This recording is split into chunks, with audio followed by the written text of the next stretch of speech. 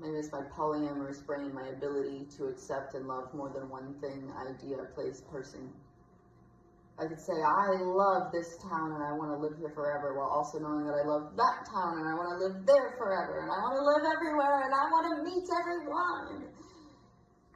I want to live this life at the same time living that life, which is completely opposite of that life. So it is a contradiction. My entire personality, my beliefs, the people I love and spend time with, everything is a contradiction, because I am a multifaceted human being and not everything is going to make sense. And it doesn't have to. I couldn't possibly have done all things required of my career without neglecting my son. The argument goes, well, those critics are just plain wrong and clearly defensive out of some well-earned guilt. It is very doable if you are committed to the priority of raising your children yourself.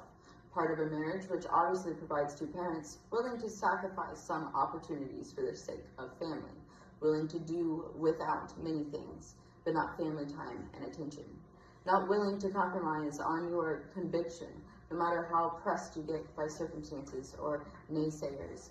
None of these efforts, should I say, guarantee that your kids will never be in a pain in the butt or get into stupid situations. I will say, however, that your children are less likely to be major pains in the butt or get into horrendous situations. The closer family and the more hands-on time spent with children, the more likely those children as impulsive and impetuous,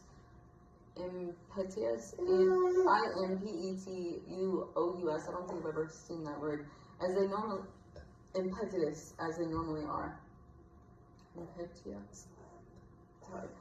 Will set some limits on their youthful, experimental, and nonsense.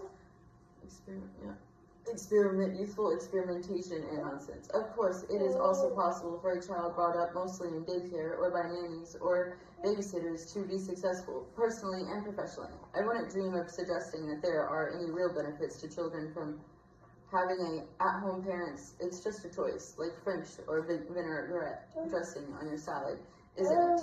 Well, sure, that's right, because if you knew you were going to be recycled or come back as an infant with a choice, you choose a mommy, a nanny, a babysitter, or a daycare worker for yourself with equal enthusiasm, right? There used to be a guilt factor about parenting your own kids versus paying someone else to do it. Guilt is not the motivator, it used to be. As folks have shifted from should to feel like or not. These days, the feely answer usually wins out. The freedom from responsibilities that don't lead to an immediate gratification, compensation